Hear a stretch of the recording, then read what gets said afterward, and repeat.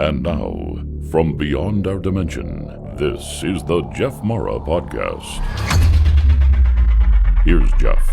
My guest is Sev Tok, speaker, author, experiencer, ufologist, and experiencer advocate who came face to face with gray aliens who burned 2 red marks into her back, which we're going to learn about and more.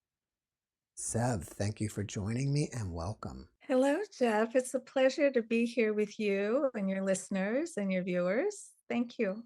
Well, we are excited to have you, and let's just start with how and when did all this contact begin? It's been a lifetime. My first conscious memory of ET contact begins at age 10, and it lasts for a couple of years. And I'm originally from Istanbul, Turkey. And I emigrated with my parents to Montreal, Canada when I was a baby, where my sister was born. And then we came into the DC suburbs, which is where I grew up. So at the age of 10, I'm living in Crofton, Maryland, which is a DC suburb. And for 2 years in the evenings, I would find myself outside at night and standing on grass. And I would see a spaceship coming towards me. And each time it would come from a different direction. And each time I was so happy because it felt like I was being reunited with a family member. And it would come and it would hover right over me. And it was so big that it blocked the sky. I could see lights underneath it, and it would land.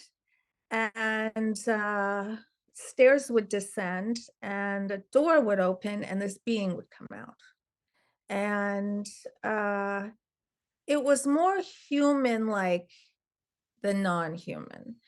It looked like a young male, 20s to 30s. He had dark hair and dark clothes.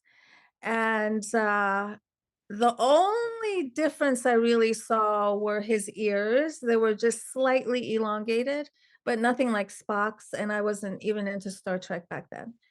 And he was coming just to check up on me to make sure I was okay. And this went on for a couple of years. And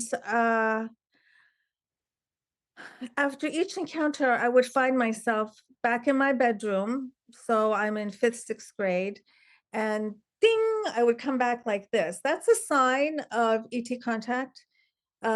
When you come back to your room or come back to your 3D reality, it literally feels like you're plopped there and there's no grogginess, there's no sleepiness. You're just like your eyes open and you're completely, fully alert. Are you saying that you would be outside when the ship would come and then you would return at nighttime to sleep in bed, right? Yes. However, I was going to say, wouldn't your parents be wondering, don't they put you to bed, or, like there's no transition there? Right.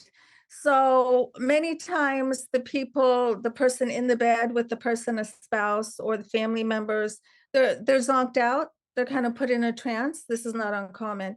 And then my other question is, I wonder, are we traveling through space and time through our consciousness and having these experiences? So are we really leaving our bodies? And I always wondered that until what happened to me here in 2017, where I had 2 red X marks on my tush. Mm-hmm. And then that is when I realized, okay, it's not a purely conscious experience. There's some physicality to it. How did I leave and come back? And yeah, so it's confusing. That's a good question. It could be both. Well, since they felt like a family member, do you believe that you had some kind of pre-birth contract with them and you became human and now that's why they came and checked up on you? That is possible. I also believe that we experience a variety of lives at the same time. Some of us call that past lives, but quantum physics says there's no time. And so I believe that we all have a variety of consciousnesses expressed, or a variety of lives expressed through a variety of consciousnesses that we're having all at the same time. It could be that maybe one of my other consciousnesses is a being that lives on another planet, as many of us would have other consciousnesses like that too. So I don't know. That would be interesting if that was another version of you coming to see this version. Maybe, yes, that's a possibility too. So these encounters, they don't answer a lot of questions, they just pose more. Yeah. So I would find myself back in my bedroom and I would be confused because my bedroom didn't feel as real as when I was with my space brother. That felt real. This did not feel real. And then I would tell myself, okay, just snap out of it, get dressed, and it's time to go to 5th grade and try and be normal. And so I was living this double world, this double life. And I could have told my parents, but I didn't. They were very innovative. They were total believers. They taught my sister and I how to meditate when I was in the 5th grade. But for some reason, I never said anything to anybody, really, until I wrote my book, which came out in 2018. So I've been hiding my ET contact, and that's just the first one I remember. There's a lot more that I remember for decades. Why were you hiding? Oh, that is multi-layered. Hiding first because you're just not really sure it's really happening. It's so insane. It's so crazy. But there's evidence and there's proof, and you know it, but you deny it. My whole life, I had geometric shapes on my skin. I had skin missing. One time I looked down and there was a scoop mark. There was a chunk of skin missing from my arm, but there was no scab and no blood, no scab. And I would look at it and I would just tell myself, oh, okay, that's funny, and just ignore it. See geometric shapes, and I would think, oh, a bug bit me like an octagon. Isn't that interesting? I would see lights in the hallway. I would feel beings touching me. And I just chose to try to explain it all away until 2017 and the 2 red X marks. And then that was my wake up call. I couldn't ignore it anymore. Were you afraid to tell your colleagues, friends, family about it? Yes, absolutely. Uh, so to answer your question, first, experiencers aren't even sure it's really happening. It's hard to believe. And so when you're coming from a place of uh, um, being unsure as to whether you're talking about reality or not, you're going to tend to keep it quiet. Then there's the societal stigma of what people are going to say. I did not want my clients to know I was talking with the Greys. There was no way I was going to risk my practice by letting my clients know. And then look where I am today. And so there's this huge transformation that can happen from hiding it to coming out. Your life is transformed when you come out, and it's transformed in a really very beautiful way. All right, so let's talk about what that pivotal moment was that confirmed it for you, that it is real. It was 2017, and I moved here to the Inner Banks of North Carolina from Capitol Hill, Washington, D.C. And I came with my partner at the time, and we're no longer together. And it was our second night here. It's not in this house, but it was on the water like this house, about 15 minutes from here, same area. And I was in the kitchen unpacking dishes, and it felt like a bug bit my butt, and it hurt. So I yelled over to him, I think a bug bit my butt. Will you look at it? He's like, yeah. So I walk over to the living room and I'm giggling because I think this is pretty funny. And I bend over, I pull down my shorts, and he's looking and he's not saying a word. And I'm starting to get nervous. And I'm like, well, did a bug bite me? And he said, yeah, but there's also an X. What? He took a picture. He showed me this X right there. It was on my left cheek. It was about this big. Yeah, that And definitely doesn't look like a bug bite. no, yeah. Um, there was some kind of bug bite or something more down here. And people have measured this. It's equidistant. I spent a lot of time kind of like rubbing my tush on everything around the house to see if I could create that pattern again, but there was no way. So when I saw that, I knew instinctively it was the Greys, and I had been in contact with the Greys before. And we had he and I had this experience in Roswell, New Mexico, with the Greys, and I can tell you about that too. Are you saying that you knew it was the Greys because a memory of this experience came back to you? With the first X, I did not have a memory. The memory came with the second X 9 days later. But I intuitively knew it was the Greys because I had been in contact with them before, and they were the ones I was afraid of.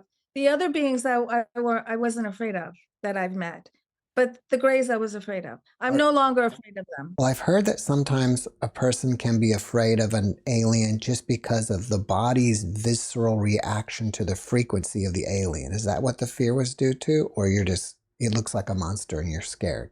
It's a little bit of everything. And also, I came in contact with 3 Greys, tall, medium, and short. And the little ones, I was given information about them, but the little ones don't show any emotion, and that's freaky too. Because as humans, we like some kind of emotion. But if something's looking at you and it shows you no emotion whatsoever, it kind of freaks you out. Even though they never hurt me, I was scared to death of them. But that's transformed. So we look at the first X, and he's a very, very logical person. And he was bewildered. And I said to him, we're going to pretend like we never saw this. Because that's what I did my whole life. And he's like, okay. And I tried to forget it, but I couldn't. And then 9 days later, I wake up like this in the bedroom. And I have this gush of a memory, download of a memory. And I see it like a movie. And I'm on this bed that resembles a hospital bed. And I'm on my side. And I'm in this dimly lit room I don't recognize. And I can't move my arms and my legs. And I sensed something behind me, and I could move my neck. So I turned around, and standing right here, and I drew a picture, was a Grey. And he was doing something to my back. And when we locked eyes, I describe it as looking into 2 pools of black oil. And that was extra scary to me because there was no telepathic communication. In the past, there was always telepathic communication. This time there was nothing. And that scared me even more. And then I turned my head back around and ding, I'm in my bedroom and I'm very scared because I'm thinking if there's another X on me, I'm not going to be able to take it. Like, I'll lose it. So I get out of bed and I go downstairs, and he was always the first one to get up, always, but not this time.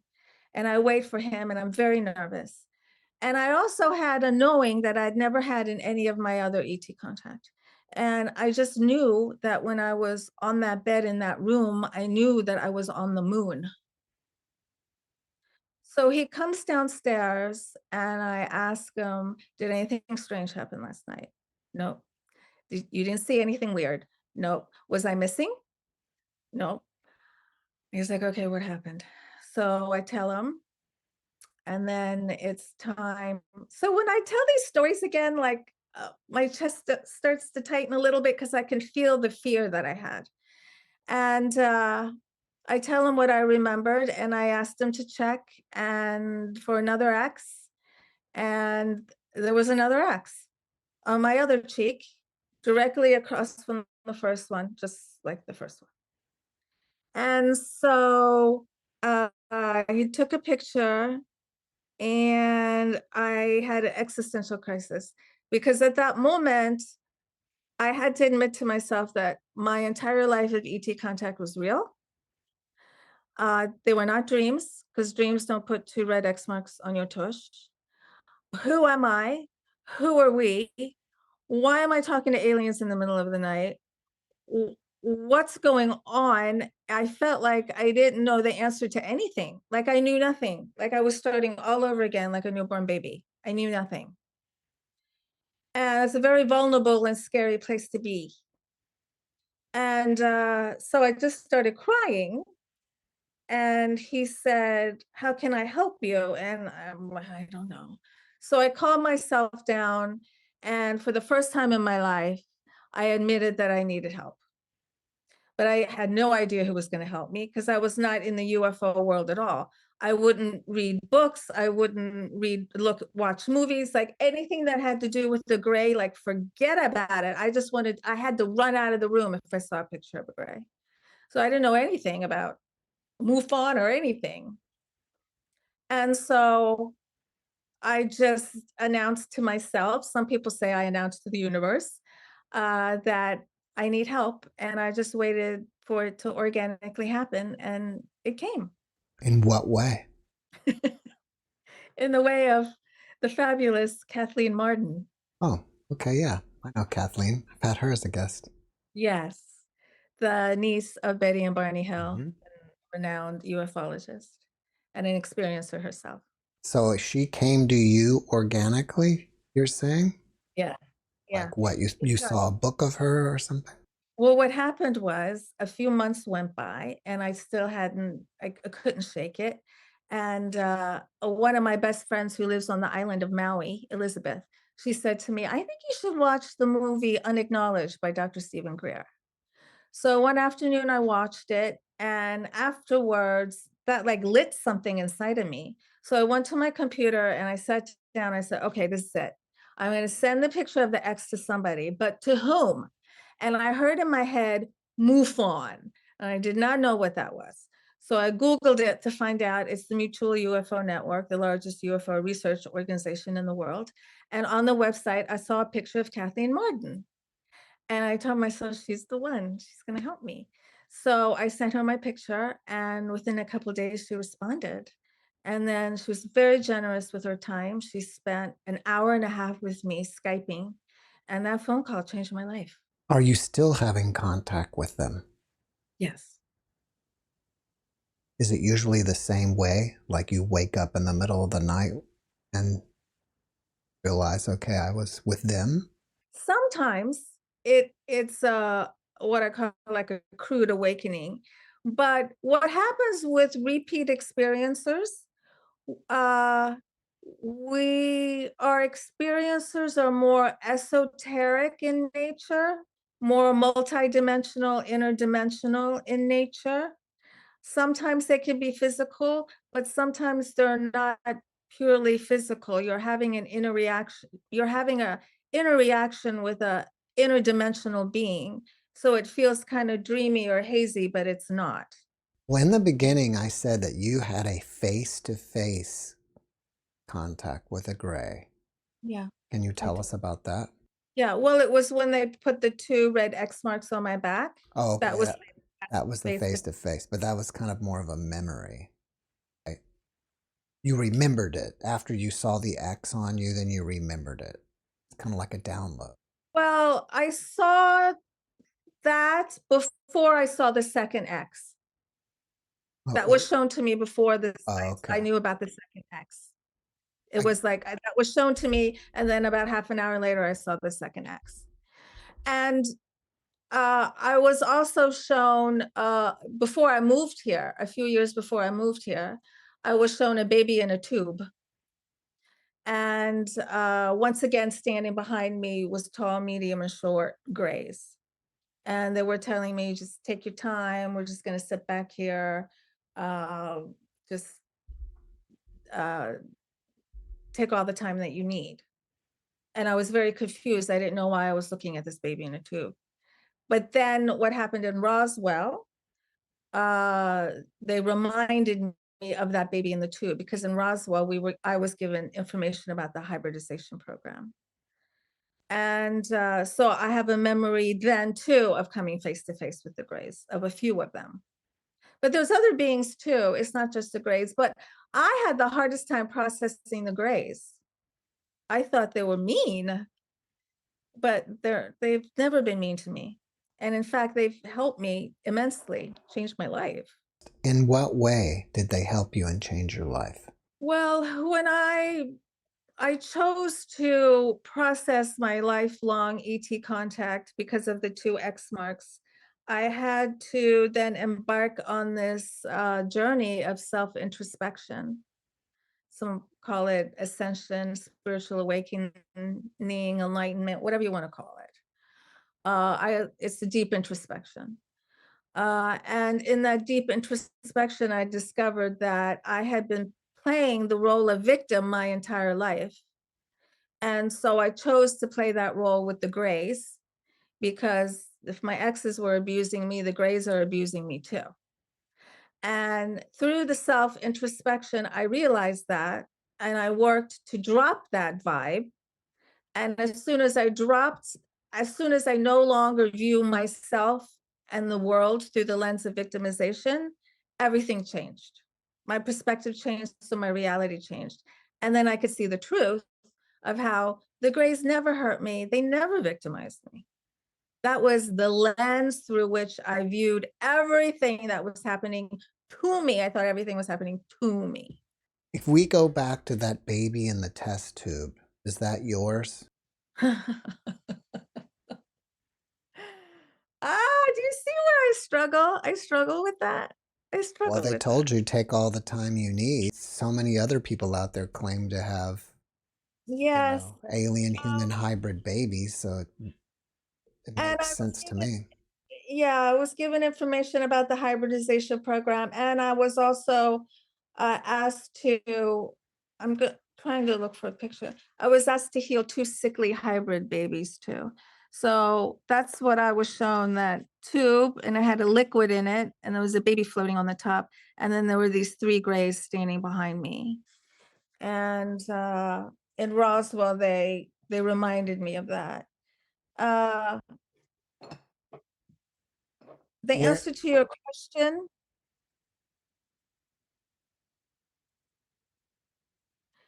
it could be. It's hard to admit. yeah. See, I still struggle with some aspects of my experience as well. Well, have you ever been pregnant and mysteriously lost the fetus? There were times where I thought I was pregnant, but I never passed the pregnancy test. So my answer would be no. When you were in Roswell, where did this happen or how did it happen? Oh, in Roswell, yeah. Uh, this was in 2016. I was with my partner at the time, and he uh, he uh, he, he I'm trying to find the words. He was a manager for this brand new missile defense system that our government was building on the island of Kauai. And so the year before he retired, he lived on the island of Kauai, and so did I, but I went back and forth between Kauai and Capitol Hill. So this time I was on Capitol Hill, and he calls me and he says, I have to go to White Sands Missile Range. Have you been there? I've been to the dunes or the sand dunes of White Sands. Yeah, I know. I love them. Yeah. Cool. He said, I have to go to the missile range. Why don't you meet me in El Paso? I'll pick you up and I'll take you to Roswell. That came out of nowhere, like out of nowhere. And I was so excited. I'm like, where? This just like dropped in my lap because I wanted to go since I was a little girl. So we go to the missile range, and I never want to go there again. It's the creepiest, one of the creepiest places I've ever been to in my life. I couldn't get out of there fast enough. And then we went sliding down those gorgeous gypsum hills. And then we went to Roswell, to the museum. And then we went to our hotel room. And we were both very tired. And he goes into the bathroom, and I'm watching TV. And I'm flicking through the channels. And as I'm flicking through the channels, I'm thinking to myself, I wish that show People of Earth was on. Did you ever watch it? I haven't. But I've no? never even heard of it. No. Oh, People of Earth. So it was produced by Conan O'Brien, and this is really funny and clever take on an experiencer support group. And it has gray in it, it has a Nordic in it, it has a reptile in it. It's really well done. So I think it was only on for 2 seasons. And I knew that, and I knew it wasn't going to come on. So he came out of the bathroom, and I stopped the TV on a commercial. He said what he had to say. He turns around. I turn the TV back on. I didn't even change the channel. And ding, People of Earth comes on. And I'm like, oh, okay. He had never seen it. So we watched a couple episodes. We laughed, went to sleep. Next thing I know, ding, my eyes pop open. Pitch black. I literally cannot see my hand. And I hear footsteps on the rug or the carpet, and I feel him getting into the bed. And I think to myself, why was he sitting on the couch? Was it because of the aliens? And I fell back to sleep. So I get up in the morning and he's in the shower. And I'm thinking, why would he sit on the couch? Because he never got up in the middle of the night and sat on the couch. And why did I think it was aliens? And then all of a sudden, there's this download, visual, just download of information that I saw that last night. I had met a group of Greys, and they were giving me information about the hybridization program. And I didn't know any of this information when I went to sleep that night, none of it. And I wake up with all this information. So he came out of the bathroom and I asked him, did anything weird go on last night? And he goes, oh yeah. I said, what happened? And he said, well, I've never had this feeling before in my life, but there was something in this room and it was watching us and I couldn't find it. And I kept getting up to try and find it and I just couldn't. And it just freaked me out so much that I couldn't sleep. And so I went and I sat on the couch and I watched you toss and turn. I thought you were awake.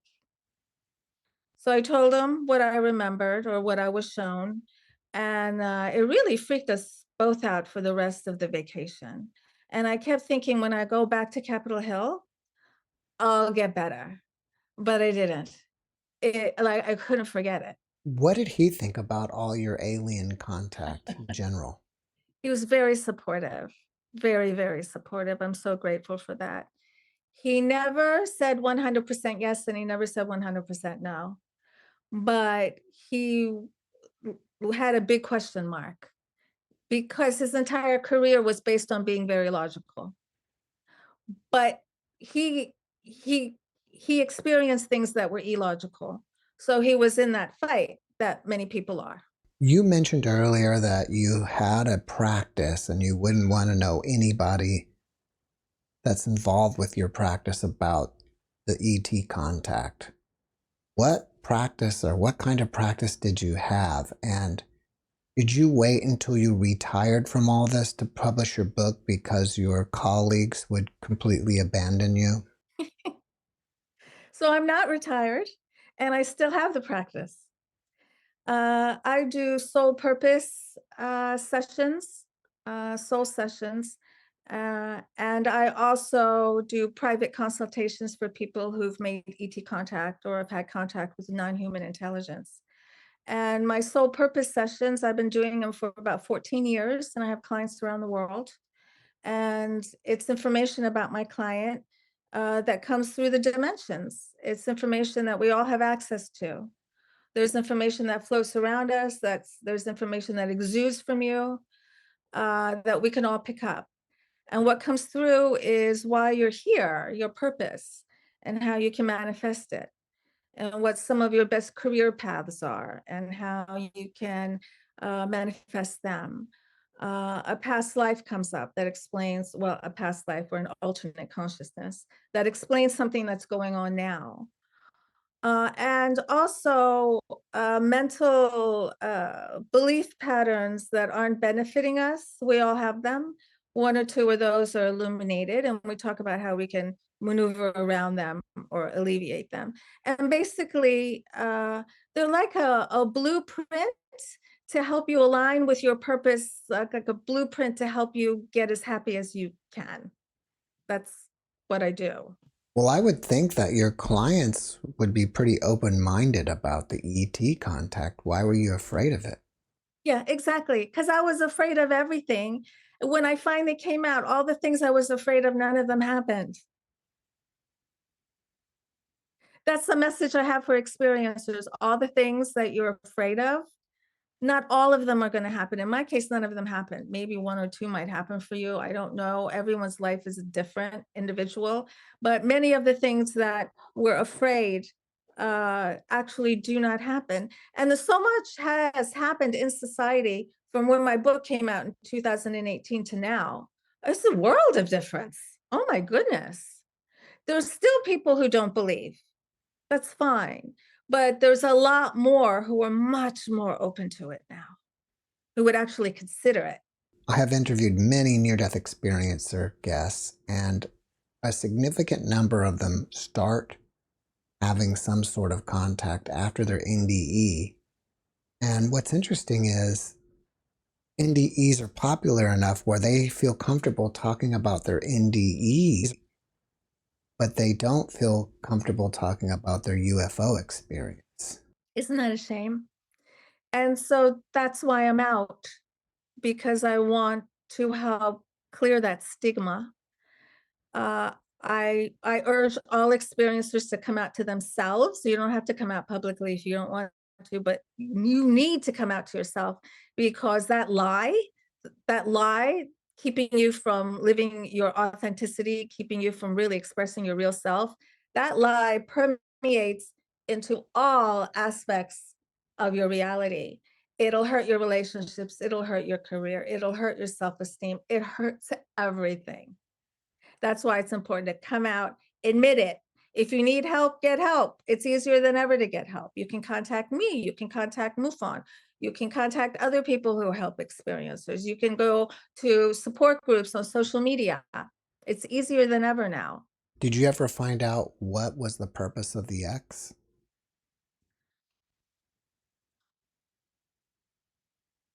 It kind of, to me, reminds me of a skin allergy test where they kind of, you know, Yeah, but use, why on my tush? Why are they checking for allergies on my tush? I don't know.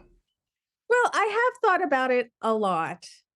And, that area of your body is where your Kundalini energy resides. Your Kundalini energy. When your Kundalini energy starts to rise, what happens? You have got to know the truth about everything. It like activates authenticity. You got to be your real self. You got to know the truth about everything. That's exactly what happened to me. I had to know the truth about myself, and I had to know the truth about us. I do believe that they activated my Kundalini energy. And why did they leave 2 red X marks? Because I was ignoring all the other marks. I think they had to talk amongst themselves and what the hell are we going to do with her? She's not paying attention to us at all. They're like, well, let's just put a red marks on her tush. And it worked. But if it wasn't for that little bug bite that I first felt, would they even be seen? I don't know. So I'm interested in that little bug bite too. That got my attention there. Do you think you have an implant inside your body? I could. There have been little things here. I have one little thing here that moves around, and then sometimes it's gone, and then sometimes it comes back. But I don't know for sure. I don't know. Like Terry Lovelace does, because we've seen it in his X-rays. Mm-hmm. Yep, we talked about that. Yeah, and I don't have any X-rays of anything like that. Do you think it's a good idea to try to get in contact with aliens, like people who do CE5? I do. And I teach people how to do that. I have videos on my YouTube channel, Alien Spirit with Sev, Alien Spirit TV. And I created these 3 videos. The first most important part of each of these videos is how to raise your vibration, how to raise your frequency. And then there's a guided meditation at the end of each one with my voice and high vibe music. Most important thing is when you're going to make friends, whether it's on Earth or off Earth, the type of or the quality of being that you're going to align with is directly related to the quality of energy that you're exuding. So it's very important if you want to go looking, talking to aliens and other non-human entities, you have to travel with a high vibe, because if you don't, you're going to align with low vibe beings, and they tend to be uh, n- uh, not as happy. They tend to be difficult. Some call them scary. Do you That's very important. do you think there are ETs walking among us and we just don't recognize them?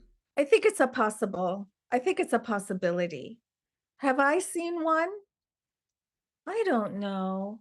I know there are people who claim that they've seen them. They look different. Their eyes are all black. I've heard these. I haven't seen anything like that. But I'm not dismissing that it can't be true. So at what point did you become an experiencer advocate? Hmm. After my book came out, it had only been like 2 weeks, and I heard from AlienCon. And they said, congratulations, you're a speaker at AlienCon in Baltimore, which was really profound for me because my mom lives in Baltimore, my sister, I grew up in the Baltimore area. I went to Loyola University. I had a lot of ET contact in Baltimore. So for me to come out in Baltimore was perfect. And I stood up for the first time in my life in this room and to a full room and told my story. And I was so well received. And as I sat at my vendor table with my book, so many people came up to me and said, I've never told anyone this before. And then they would tell me the ET contact they had. And I realized then, this is what I want to do. Kathleen Martin helped me process. It changed my life. And I want to pass it along. And I want to hear people say, I've never told anyone this before, but I'm going to tell you. And so I encourage people to contact me. You can go to my website, planetsev.com. I have a portal there, tell me your ET story, where you answer a few questions, tell me your story, and I'll contact you. And we can email, or you can have a private consultation. You can go to MUFON. I really do encourage that as each of us experiencers get the courage to admit to ourselves that this is real and I'm no longer going to hide a really important part of my reality, that you will individually start to transform. As we individually start to transform, then we shall collectively transform. That's why the ET contact is happening one-on-one instead of a huge mass landing, because these ETs know that it's through the individual transformation that the collective will change. Do you think anytime soon we will have open, undeniable disclosure and we'll see them walking among us?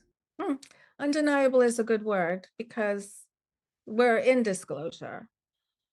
Jeff, as human beings, we really have to heal a lot of ugly aspects of our personalities in order to even be able to receive a being that is far more advanced than we are, not only scientifically, but spiritually. We won't even be able to understand them. So there's a lot of work that we have to do to prepare ourselves so we can understand enlightening beings.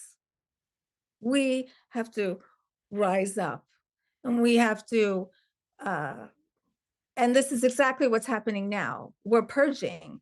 We're seeing a lot of the ugliness on Earth, the ugliness that human beings are creating. We're seeing it. It's coming to light, one after the other, after the other, after the other. Some think we're falling apart. I don't see it like that at all. I say to myself, thank goodness there's a flashlight being shined on all this ugly, dirty darkness. We're seeing it, and that's the only way we're going to heal it. And there's a lot more coming, a lot more coming. I see it as preparation to have an undeniable contact. Have the Greys ever given you a message for humanity? Yes. I've been given messages by the Greys and also by beings that I call the Blues. The message that the Greys have given me had to deal with our potential fate. And they said the hybridization program is happening between the Greys and the humans, because there's other hybridization programs. Because the Greys have annihilated themselves because they lost their ability to be empathetic and sympathetic. And so they're slicing and dicing DNA from humans, mixing it with their DNA. And for the most part, they're choosing people, or we're volunteering, and they're working with people who are very loving, who tend to wear their hearts on their sleeve. Also, people who tend to have strong psi or psychic abilities. And the beings that are being created are very, very, very loving, highly intellectual, very psychically developed beings. And I was told, we have stepped on the path of annihilating ourselves. We're on it, but it's not too late. We can still turn ourselves around. But if we do annihilate ourselves, then these billions of embryos will be used to reseed the planet. But it's not too late. We can turn it around. I've had two guests agree that there are caves underground with alien human hybrid beings that they're waiting to release. Do you agree with that? It's very possible. It's very possible. And maybe they're at White Sands Missile Range. Because when I was there, in my mind's eye, I just saw tunnels and rooms underneath, and it's at the base of this big black mountain. And it just had this really, really wretched vibe to it. There's all kinds of things going on under the ground. We all know that. And that's very possible. Very, very possible. Earlier when I asked about a message from the Greys, you mentioned that you also got one from the Blues. Could you share that with us? Mm-hmm. Yes. So this happened not too long ago. It happened in 2019, I believe. It was in the middle of the day, and I was sitting in my living room, and these two light beings showed up in my living room. And I just kept blinking to make sure I was seeing right. I took a picture of them, but they didn't come out my camera. And there were these two light beings that they had these undulating, like kaleidoscope strips of energy that just kept moving. They'd be impossible to draw. And they were gorgeous, and they were tall, and mostly blues and silvers. That's why I call them the blues. And the first thing they said to me was, when you look into our eyes, you look into yours. And then I felt more love than I've ever felt in my life. I say it's more than the love that you feel from your mother. It was unbelievable. And then they started giving me information about our DNA, activating our DNA. They gave us information, or they gave me information about Tesla and Disney and Tchaikovsky, three of my favorite men since I was a little girl. And they told me that those three men were connected, they were communicating, and that Tesla and Disney met, and that when you listen to Tchaikovsky music, it's a DNA activator. And Disney knew this, and it's not by accident that his movie Fantasia is filled with Tchaikovsky music. Fantasia is not a cartoon, it's a DNA activator. And Disney was well aware of what he was doing. Well, while we're on the topic of movies, they used your name, or they named a planet system after you in the Star Wars world. Oh, yes. How did that come about? They named it after me. Many years ago, my best friend Cecilia was dating a writer, and he got a job writing a short story for Star Wars. And he said to me, Sev Tok, I like your name. I'm going to name a planet after you. And I thought he was kidding. But the book came out, and there I am, the Sev Tok planet and star system. And I have 2 moons. And I'm in Wookieepedia. And so now I joke, I don't even know if I own my name anymore. Does Disney own my name? I don't even know. When they talk about you in Wookieepedia, do they reference you personally and your alien contact? No. I contacted them once to tell them I'm the original Sev Tok. And they're like, yeah, well, we don't know that for sure. And I'm like, okay. Oh, it's too That was bad. their response. Yeah. That would be It could be amazing. anybody. Pretty much what the person said to me. That would be amazing if they did. Acknowledge me? Yeah. And your book, too. Yeah. Thank you. Earlier, you talked about that there is a sea of information around us that you can connect with. And near-death experiencers appear to connect with it when they're on the other side and they know everything, but they can't bring it back. Mhm. Are you saying you can connect with it here through meditation or something? Absolutely. Yes. I call it playing on the playground of consciousness. And so that's where all beings meet, on that playground of consciousness. So when you go there through an NDE or through ET contact, you're on that playground. So you're going to come in contact with an unlimited amount of beings that are also playing on that field of consciousness. We're all connected through consciousness. So it's through the consciousness that we can all interact and connect with each other, whether it's an ET or a spirit guide or a dead person or just something without a form that might just be a floating consciousness. It's unlimited, the type of beings there are, or consciousnesses there are. Well, after watching this podcast, someone may want to reach out to you and or need your help as an experiencer advocate. Or they may just have questions for you. What's the best way to reach you? Thank you.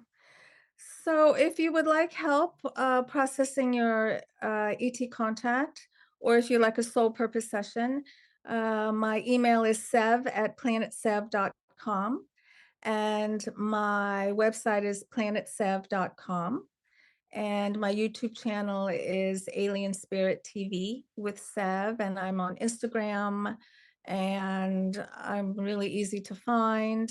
I also am the new host of the MUFON Radio. Our show is called Contact Radio, and I host it with Earl Grey Anderson. And I'll be speaking at the MUFON Symposium coming up in July in Irving, Texas, and some other symposiums coming up. How do you help someone find their purpose? Through the session. So in the session, it comes through. So basically, we all share the same purpose, which is to love as much as possible. And so that starts with loving ourselves. Our purpose, we use the word purpose to describe an act that you like to engage in that expresses self-love. And for each of us, it's something different. For some people, it's drawing. For some people, it's being a host on a radio show. For some people, it's being a scientist. For some people, it's being a nurse. It's different. And we call that their purpose. But basically, what they're doing is they're recognizing that when I am engaged in this one activity, woo, my heart chakra is open. I am happy. Time flies. And so, believe it or not, a lot of people aren't quite sure what that is, or if they think they know what their purpose is, they do not know how to manifest it or live their life through their purpose. And so in these sessions, information regarding all of that comes through for them. It's very, very personal. It's deep information. And I write it all down. I write it all down. And so you have about 6 or 7 pages worth of information that you can take home and you can read over and over again. I have clients who visit these papers through the years. And what's so beautiful about the information that's written on the papers is that they're dynamic, meaning they change when your frequency changes. So when you first read a sentence, you're at a particular frequency, and words and letters and sentences have frequencies, and they change too, and they're multi-layered. And so you look at that same sentence years later, and all of a sudden it means something else because your frequency has changed. And now you've connected with another frequency of that information. And so when we're channeling, or when we're plugged in, or when we're hearing, seeing, feeling from the other dimensions, All we're doing is aligning with the frequency of that information. Because information has frequency, thoughts have frequency, everything is energy. And when you align with it, sometimes that's what we call an aha moment. You all of a sudden, you know something. But that knowing has been inside of you the whole time. What it took was for your personal frequency to align with the frequency of that knowledge, and then ding, you know it. And it's like an aha moment. What's the name of your book?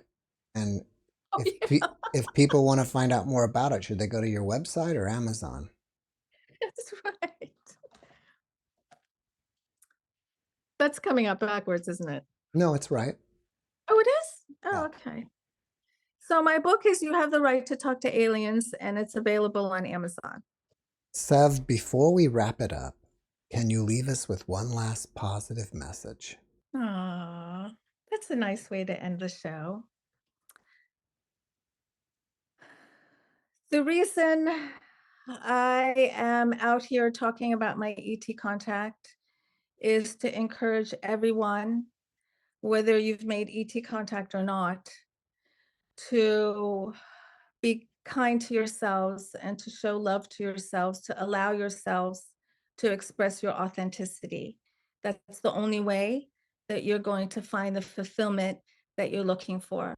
And we can all express our authenticity in different ways. That's my main message. Sev, thank you for your message, and thank you for being my guest.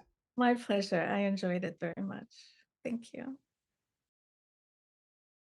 Thanks for watching the JeffMara podcast. I really appreciate you. Another way to show support is through YouTube memberships. And if you do, there are loyalty badges and other perks depending on your level of membership. All you need to do is click the join button underneath the video to find out more. Thank you for your support.